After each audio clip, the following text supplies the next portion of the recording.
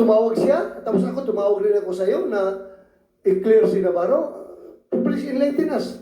Bakit dalawa kagad kami nilamp mo na tumawag para i-clear si Navarro?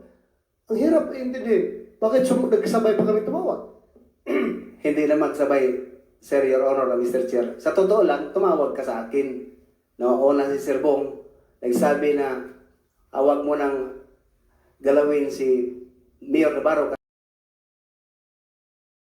Senator, bigyan mo ko konting panahon, sandali. Kasi ito si Muking, Yes, sir.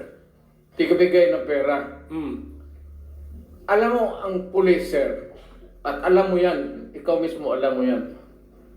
Yang pulis, walang pera yan pang operasyon. Magtanong ka dito ng istasyon. Sweldo lang yan sila, may equipment sila, ganon, may police car. Putang ina, walang gasolina yan. Maniwala ka. Magtanong ka ngayon, baski ikaw sa probinsya, utosan mo, sir, walang pang gasolina. Ewan ko, I'm not trying to cast aspersion doon sa taas. Pero may mga gasolina, wala. Kung hindi mo bigyan, o ito, kung may krimen, may nakidnap, ako, bigyan ko yan sila. Ayan, buhay yan. Bigay ako sa kanila, 50,000. Gasolina. Pagdating mo doon, patayin mo. So, anong gawin nila? Bigyan mo panahon na lumaban. Kasi yan ang instructor ako sa criminal law, criminal procedure. The only way na hindi kayo makulong and to justify the killing is bigyan mo talaga ng panahon na lumaban. Kaya huwag mong lapitan doon na ganurin mo. Yung diretso-diretso. Lalo yung mga hold-upper, papatay talaga yan. Mindanao. So thank you, Mr. President. Okay. In the course of the hearings, doon nga natin i-establish bakit nga walang pang-operation ang police. So yun Wala ang talaga. ating, yun ang ating, Wala tatanungin talaga. ngayon natin yan. Pero we have run out of time for our hearing this, kanino kay Presidente? Until now, sir. Okay. Until now. Can we excuse the President? Okay. Sige, Mr. President, by unanimous position, you are now excused from the hearings. Thank you for Ayaw ko, sir. attending. Thank you, sir. Thank you, sir. Whether you like it or not, kasi itong mga kaibigan niyo po rito, gusto na po kayong iparelax po, Mr. President. Ito na kasi yung forum na maybe binigyan ako ng panahon ng Panginoong Diyos na makarating dito and I could talk publicly. Alam naman lahat ng mayors yan, kulang talaga ang suporta. Ang pulis ko, hanggang sweldo lang yan. May pag-utos, walang gasolina, walang pang-follow up. Mr. President, Mr. Chairman, I think it's majority of the members of this committee, Senator Romero Padilla, Senator Bongo, Yes, I yours understand. truly, I and understand. Even Senator Villanueva, would like to excuse the President Yes, okay. from We this hearing. suspend so that the President can, Ayaw. Ayaw speak. ko kasi there are so many questions that would be left unanswered. We suspend our hearing. Resumed. So, we thank the remaining resource persons of witnesses. So, whose turn? Senator? Mr. Chairman, just a quick manifestation. Sige, go ahead. Senator Bato. May I move that Colonel Grijaldo be recommended to the Mother Committee to be under witness protection program because he might be very vulnerable to counter attacks from this congressman na sinabi niya. So baka pwede lang Mr. Chairman. Sige, we will have to study well the situation of Colonel Grijaldo, so we will refer it. We'll communicate with the mother committee. Active service pa po kayo, right, sir? Yes, sir. How many more years? I still have 4 years, sir. Okay, sige. Pag-isipan natin yan, how an active police officer will be under WPP. But siguro you're not after the physical protection, but you're after some benefits, some other benefits like immunity. Also? Okay, I Because understand. I think that the committee can grant that Yes, I understand. immunity, Okay, we will- immunity clause.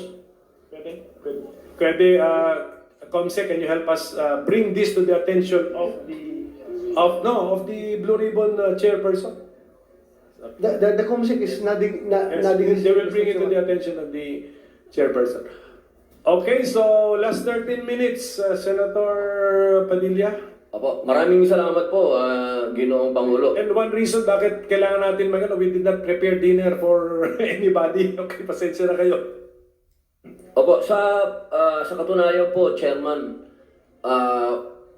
wala na rin po talaga akong tanong kay dating Pangulong Rodrigo Roa Duterte dahil nasagot naman po niya lahat ang mga katanungan sa kanya at naging malinaw po talaga ang kanyang posisyon. At plano ko po talaga sana, Ginoong Pangulo, na sa susunod na lang ako magtanong, pero bigla niyong binanggit kanina, nagulat ako kasi yung nandito, ang tingin ko lahat general, tapos binanggit niyo si Ma'am Muking. Hindi ko man po talaga alam ang tunay na pangalan ni Ma'am Muking. Kilala ko lang siya as si Muking. Kaya nung binanggit nyo na nandito si Ma'am Muking, nagulat ako bakit nandun siya sa mga general. Pwede po ba ako magtanong, Ginoong Pangulo, kay Ma'am Muking, bakit po kayo nandyan? Good evening po, Mr. Chair, at the rest po ng mga senators and other resource speakers. Nadawit po yung pangalan ko, Mr. Chair, dahil doon sa naging affidavit po ni Colonel Regina Garma.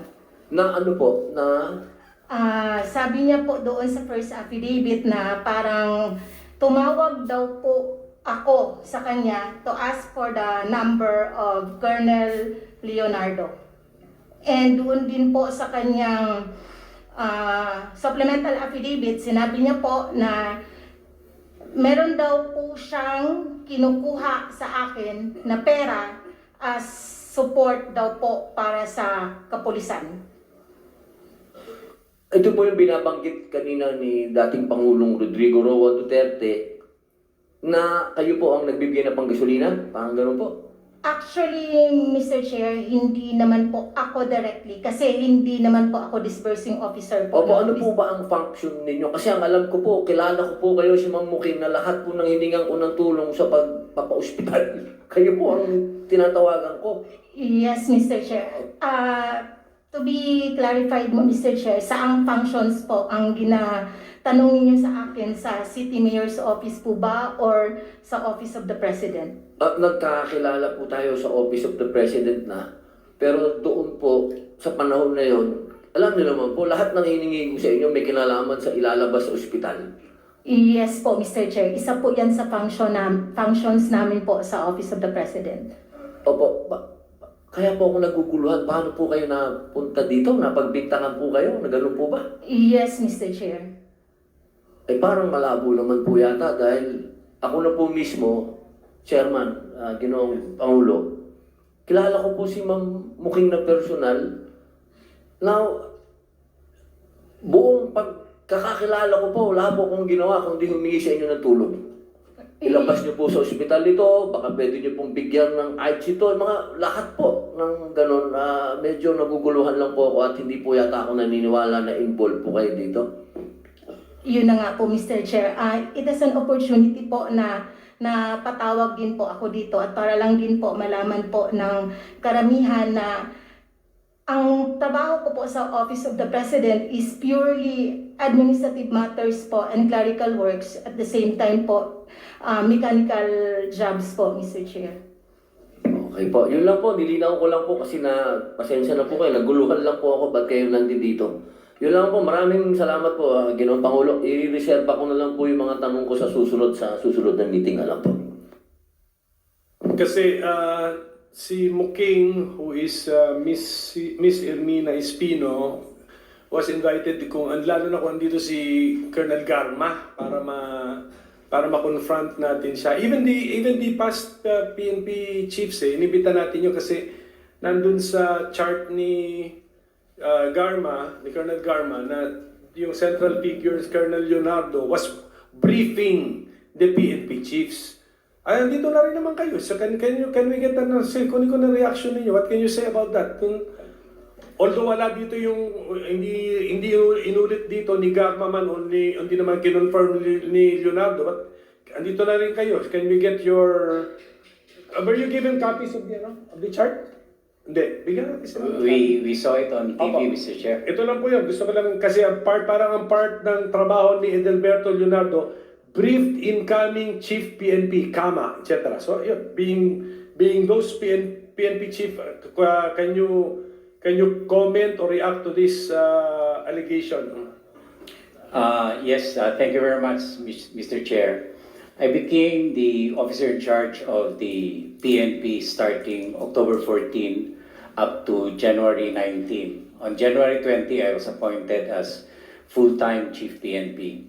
Of course, I would not deny that I know Colonel Garma, Colonel Leonardo, being assigned in Davao and being a resident of Davao. And I had my high school and law school in Davao. But we cannot imagine them putting the chief PNP into the graph. I mean, a 4-star or even a 3-star general taking orders from a lieutenant colonel. Hindi naman order, sir, but a briefing on the drug situation. Not even, Okay, because sir.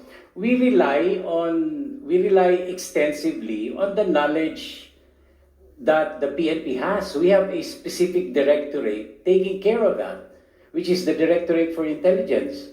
So why depend on Leonardo? He doesn't have any control over all the units of the PNP nationwide. So no, Mr. Chair, we deny that we are included, and that graph or whatever drawing that he presented is not true. You were never briefed by Leonardo on the drug situation when you were incoming or when you were incumbent PNP chief. He cannot afford to brief me, Mr. Okay. Chair. Because I'm more what- knowledgeable than him. Okay. So how about the others po? Ganun ba? Your Honor, Sinas. just like General Gamboa, I have no briefing before I became the chief PNP. We get our instructions from the President because the President is regularly conducting a monthly meeting with us, sir. And he relayed the instructions to our SILG, sir. So we follow the flow of communication, sir. Thank you, sir. Thank you, General Sinas. General Danao, sir. Okay. Ganun. Yes, sir. I became the officer in charge from May 2022 only, sir. So 3 months is election time. And when I became MPD director, regional director of 4A and NCR, never did we get any instruction, or why should I get also a instruction from a lieutenant colonel? And kung meron man siya impormasyon yan, hindi rin yan as a gospel truth if ever. Kasi nakita naman natin, sir, nung una, the President even announced yung mga names. So, hindi na kailangan, sir, siguro, si Leonardo dyan. So, we never got any instruction, or we never coordinated for that matter. It was also at the time when I became RD of 4A and NCR, pandemic, sir, nung una. Sarado nga, sir, yung mall, nung panahon na yun. That's all. Thank you. Mr. Chairman, I am included. You're the I am fourth. also- Yes, you're I the am fourth also- chief Yeah. PNP. Mr. Chairman, I just would like to make my wonder. I really wonder why. How come a lieutenant colonel is going to brief a 4-star general on what particular field of interest about the drug situation? If I need a briefing about the drug situation of the country, I ask the General Aquino. He is the PDEA Director General. I asked the Director for Intelligence because alam niya yung pangyayari sa Pilipinas. Or I may ask General Ferro, my anti-illegal, my drug enforcement unit chief. Why do I have to get a briefing from a lieutenant colonel coming from a region assigned to sa Region 11? So I don't see, I cannot, wala kong maisip na dahilan bakit ako magpapabrief dyan sa isang, at that time, he was still major, hindi pa lieutenant colonel. Lieutenant colonel naman, nung ako nag-chief PNP, never, even a single instance na nag-report yan sa opisina ko, either Leonardo or Garma, they never reported to me. They never report to me. Walang, hindi na kahit isang instance man lang na nag-report sa akin yan. Much more, yung pagbibriefing sa akin. Who are they to brief me? I am the chief PNP. Baka sabihan ko pa siya, you sit down, I will brief you. Mr. Chairman, that's all. Thank you. Thank you. Sure. Senator Villanueva, yes. Si Muking, tama ba yung pagkarinig ko kay Presidente that sometimes nabibigay ka ng pera? Kung totoo yun, anong konteksto nun? Actually, Mr. Chair, hindi po ganun ka-elaborated yung sinabi po ni former President. Na-mention ko po kanina, Mr. Chair, na hindi po ako ang disbursing officer. So, ang sinasabi niya pong support, Mr. Chair, is yun pong office supplies, office equipments, and yun pong gasoline po na binibigay namin sa mga precinct commanders po in every precinct po sa Davao City. So cash na yun? No po, Mr. No? No cash po, Mr. In a form of... Yeah. Mga ganun? Yes, meron po kaming tinatawag na gas slip po, Mr. Chair, yung parang PO slip. Yun po yung kinukuha ng mga police in charge doon sa nakadesignate din po na personnel at hindi po directly from me, Mr. Chair. So can you tell us ano yung mga nahawakan mo ng posisyon sa gobyerno from the LGU of Davao up to kung sa national man? I entered the city government of Davao in 2001. I was appointed as Community Affairs Officer 1 up to Community Affairs Officer 3. Then before the end of the mayorship of the former president, I was promoted again to Supervising Management Officer. And by that time, Mr. Chair, I was seconded to the Office of the President last 2016. So at nung natapos na din po yung term ni Mr. President, nabalik na din po ako sa City Government of Davao, occupying the same position. So all the while, LGU employee ka pala? Yes, Mr. Chair. Thank you for that. Senator Villanueva? Just that one follow-up question. When you were giving this what's that gas Gas slip. what was your position then in the palace? Not in, I may clarify, Mr. Chair. Sige po. Hindi- Sorry for my innocence. I'm just a little bit confused. Yung you na-mention- were you were part of PMS ba or PNP or No, Mr. what? Chair. Sige, please. 2016 po, as I had mentioned earlier, I was seconded po. So, naging Assistant Secretary po ako ng Office of the President. Okay, you're From not 26, yeah, from 2016 to 2021. And was promoted again to Undersecretary in 2022 before the end of his term. So ASEC naging USEC. National government employee ka? Yes, as I had mentioned earlier, Mr. Chair, I was seconded po.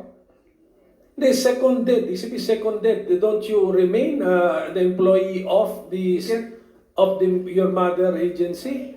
You keep the original position, Mr. Chair, but the moment you will be seconded to the different office, you will keep the position of the new office, of the adopted office. Sino nagpasweldo sa'yo? Sige, para lang ma-simplify. Office of the President po, Mr. Chair. So gano'n. Tapos, pagbalik mo na lang sa LGU, parang yung seniority mo doon tuloy-tuloy. Tama? Ganun ba yun? Nabalik po ako sa dati ko pong position, which is the Supervising Administrative Officer. Oo nga, pero counted yung 6 years mo na as if plantilla po, permanent position po. Sige. Anyway, Yeah, Mr. research na lang Yes, namin Mr. yan. Chairman, I will no longer belabor the point. I was just trying to understand clearly from the allegations being hurled against her, Mr. Chairman, that I will just pursue it next time. Mr. Chairman, considering that we have the ES here, the Internal Affairs Service, I would just like to point out, Mr. Chairman, that this representation had been emphasizing the importance of accessibility and enhancing the accessibility of our kababayans to the PNP Internal Affairs Service. And I was looking at the reports here. Nakalagay po dito that based on ES 2023 annual report, 1,777 out of 1,844 police stations, or 96%, have established ES desks. This is the correct figure, sir. And as of May 2023, there were 4,098 trained ES desk personnel. Is that the correct statement? Actually, Mr. Senator, ano na po yan? Noon pa to. No pa po yan.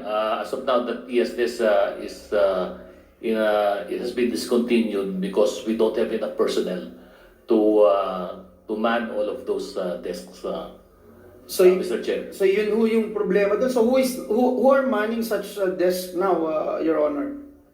Mr. Chair, if there are personnel available, that these are more in the urban areas, in the suburban and rural areas, we don't have enough personnel. So in the urban areas, we do have a few remaining, but majority. So to date po, sir, I'm sorry, to date, how many ES desk po in public spaces have been established or operating for that? I will get the exact figure, Sige, Mr. Chair. kahit next time na lang. And one last thing, Mr. Chairman, no, nakita ko lang kasi and I cannot just ignore the fact that the IAS reported a 100% case resolution rate in 2022, attributing the same to the implementation of the Case Management Information System, which has revolutionized the way internal investigations are conducted. Mr. Chairman, while this is a commendable feat, I wanted to know sana, Mr. Chairman, what does the term case resolution mean? Suspension of officers po ba? O cases have been filed against erring officers? From the IAS resolution po ba, may mga actions that are implemented or taken against erring officers? Ano yung reparations na I suppose were made to the relatives of the victims, if any, Mr. Chair? Please. Mr. Chair, the 100% case resolution refers to the timeline within which all of the administrative cases should be resolved. Dahil po ito ay summary hearing. So target yun, no? Targets po yan. Ano? So within a certain period or within a certain timeline, we should be resolving all of these cases from the start up to the end, which is the time when we render a resolution for elevation to the Chief PNP. Because our decisions in IAS is only recommendatory, Mr. Chair. Sir, one last po. If has there been any instance where a police was found guilty by the court but the IAS found differently in its internal investigation, or vice versa?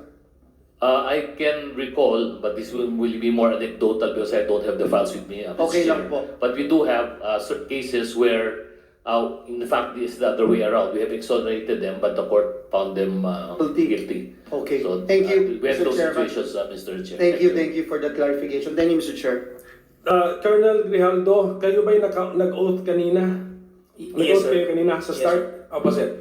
Kasi itong sabi ni Congressman Abante, there's no truth to your accusations daw. Anyway, so I'm sure ready ka naman sigurong panindigan yung sinabi mo. Ha? Yes, sir. I will, sir. Sige. Okay, Saka Mr. Chairman, si Colonel Espinido nandito rin. Baka pwede rin natin siyang tanungin kung may experience din siyang gano'n.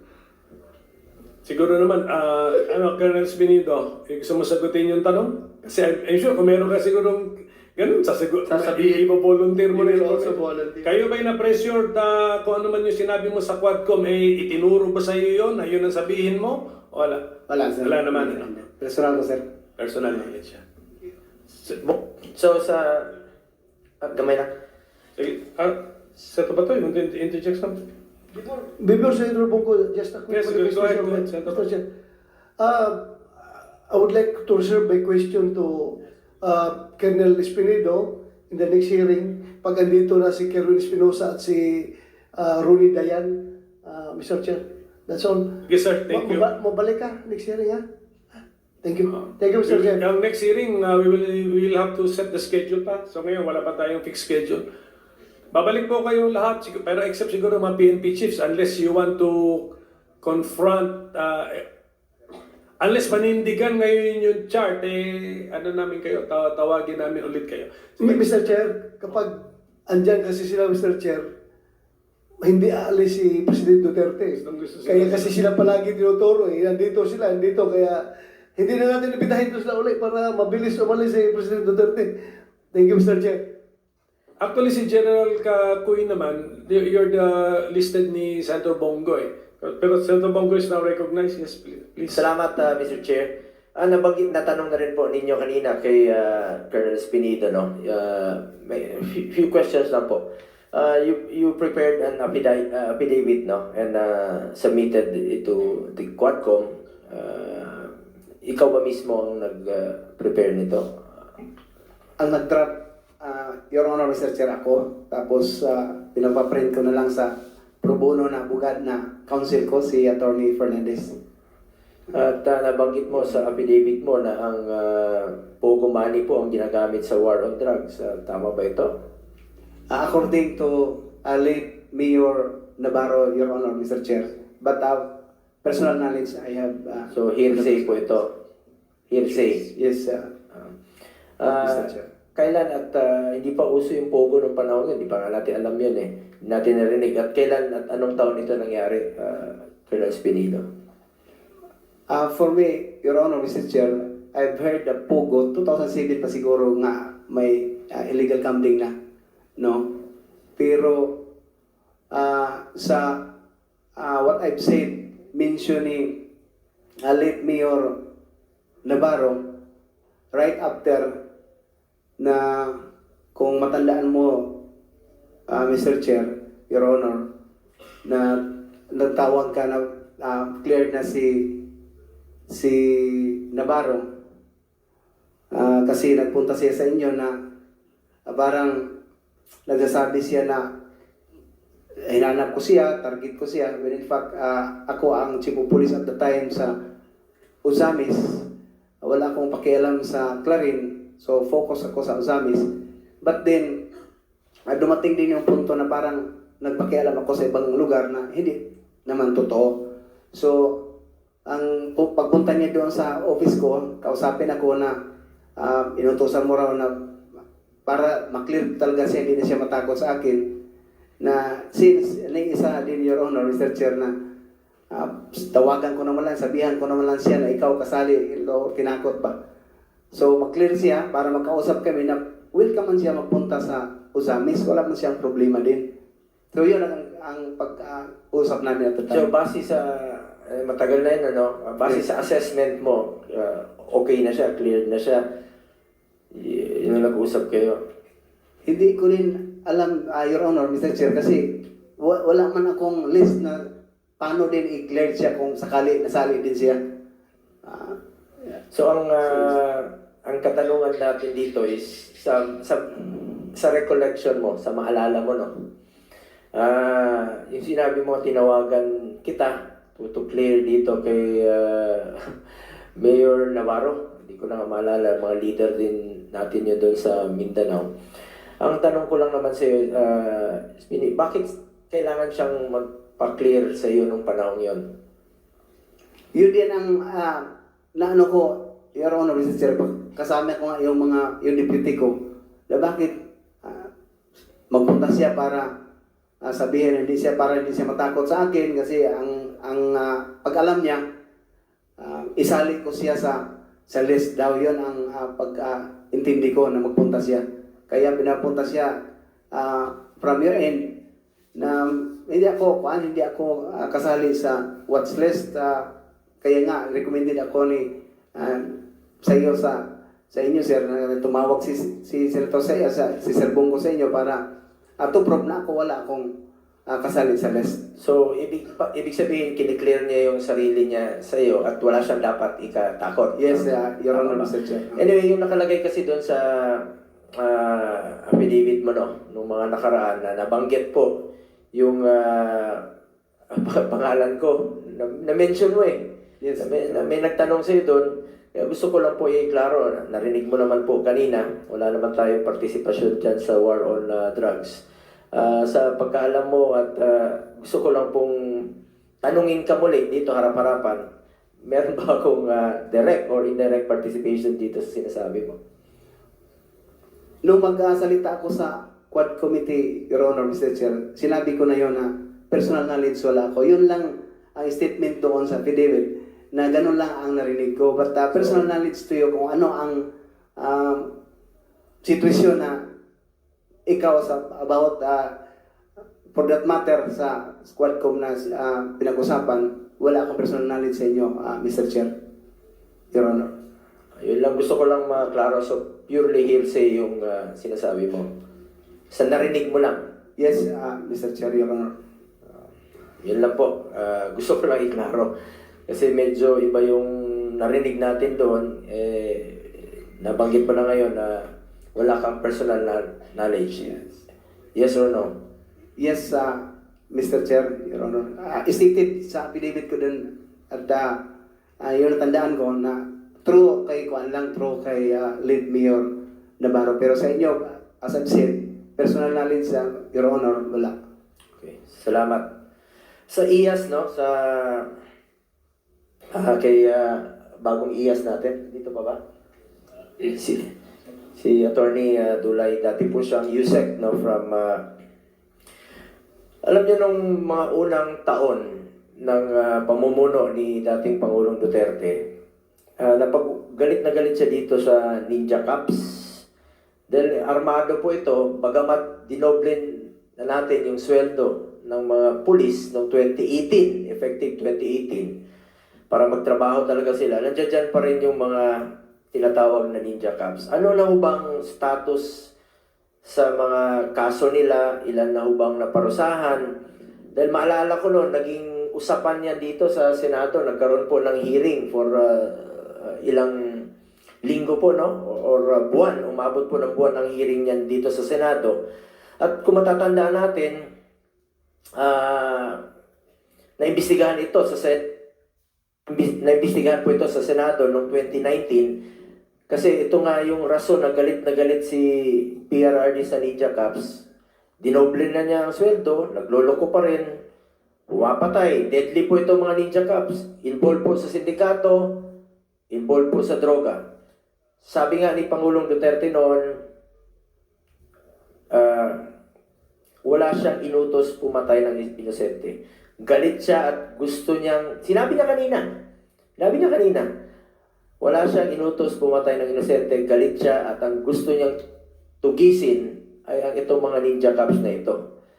Kaya ako tinatanong ito dahil kumakalat po sa SOCMED, sa social media, ang splice video where I was quoted that I said a reward system on war on drugs. Hindi po war on drugs yun.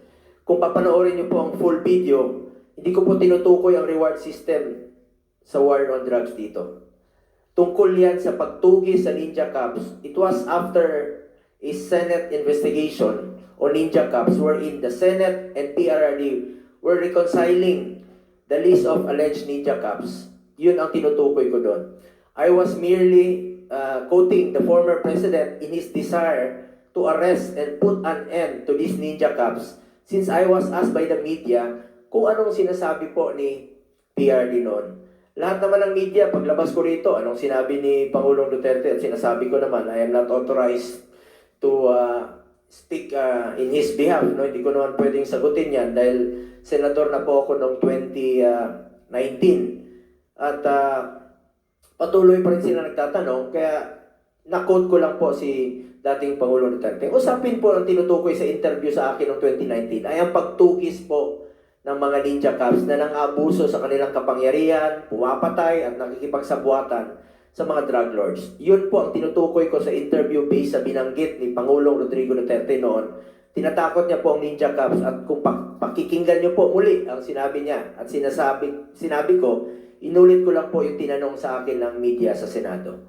Hindi po ito tungkol at wala po itong kinalaman sa walang basehang paratang ngayon na di umano'y reward system kapalit ang buhay ng sinuman noong panahon ng war on drugs ng Duterte administration. Tulad din naman po ng sinabi ni PRD noon sa kapulisan, gampanan po nila ang kanilang tungkulin, proteksyonan ng buhay at kapakanan ng mga inosente sa paraang naayon po sa batas.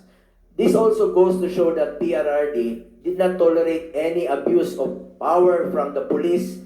His statement somehow prevented abuses to happen by stating a stern warning that anyone who goes beyond his duty will be punished.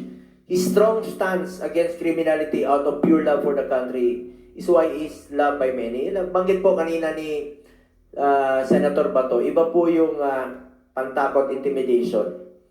Mr. Chair, wala pong lugar ang mga abusadong law enforcers sa Administrasyong Duterte. Dahil ang dating Pangulo pa mismo, galit na galit talaga siya. At dito sa mga tinaguriang ninja cops. Kaya po, gusto ko nating marinig sa IAS kung ano na ho ba ang nangyari dito sa mga ninja cops, sa mga tiwaling pulis na nang-abuso ng kanilang kapangyarihan, pumapatay at nakipagsabuatan po sa drug lords. Kumusta na po ang mga kaso nila? Meron na bang na-dismiss? At hingi lang po kami ng update ng komite. Mr. Chair, yung pong sa Ninja Cup, sa akin pong pagkaalala, ito po ay resolution lang po ito. Bago po ako nag-assume ng aking opisina, hindi ko lang po hawak ngayon, Mr. Chair, yung details po noong kaso na yun. Ngunit ako po ay handang magsabit po sa committee na to nung update po doon sa mga kaso po na yun. Sige po, pwedeng paki-submit na lang po sa komite. Opo, Mr. Chair. Sa ngayon ba, meron pang mga ninja cops? Hindi ko po masasabing ninja cops po, pero tuloy naman po ang pagtugis po namin doon po sa IAS, lalo po doon sa mga nai-involve po na ating mga kapulisan, doon sa mga may pagputok po, paggamit ng baril, pag may namatay po. Tuloy-tuloy naman po yung aming pag-imbestiga po sa mga motu proprio cases po natin, Mr. Chair. Salamat, Attorney Dulay. Balikan ko lang po si Colonel Espinido. Colonel Espinido, to clarify, no, sinabi mo na tumawag ako to clear Mayor Navarro. I merely relate to you for you to do your job regarding his implication to drugs. Ganoon naman, daming mga mayors na lumalapit sa amin. Hindi ko na po mapangalanan. Maraming lumalapit na mga incumbent mayors na nababalita raw yung pangalan nila sa droga. So hindi naman po ako ang validating, hindi ko naman po trabaho yan. So pinapasa ko po sa inyo to validate. Hindi lang po sa inyo, even sa DILG kay Secretary Anyo noon, even sa ating mga CPNP, pag may lumalapit na mga mayors, not only sa Mindanao, even in Luzon, medyo naawa na nga kami dahil nagmamakaawa na gusto niya i-clear yung sarili niya. Pero hindi, sabi namin, hindi po dito sa amin, hindi po kay Presidente. Meron pong ahensya niyan, ang DILG, ang PNP, ang PIDEA, to validate. So, ni-refer ko lang po ito siguro sa inyo. Isa po sa mga na-refer ko po sa inyo.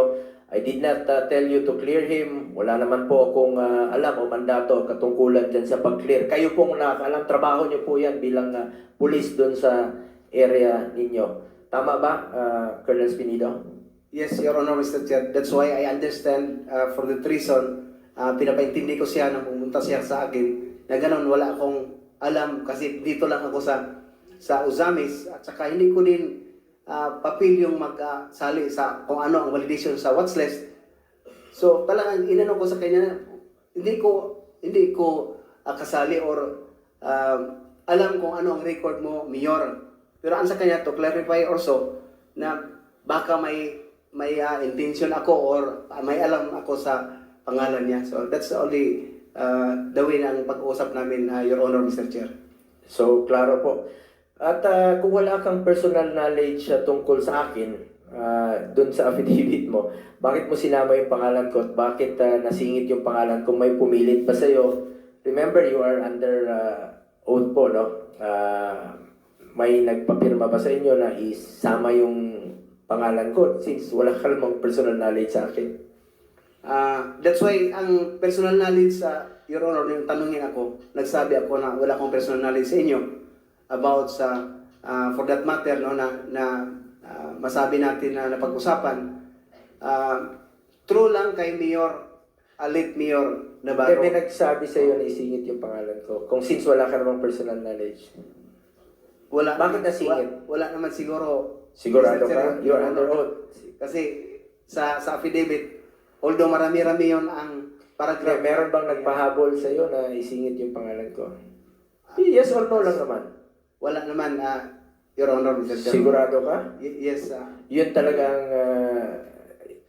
ginawa mo na affidavit, original affidavit? Yun naman ang original sa akin na, Your Honor, Mr. Chair, yung ginawa ko. Kasi napunta ko doon para pag-testify, ilagawa na ako ng affidavit ko. Pero wala kang personal knowledge naman tungkol sa akin.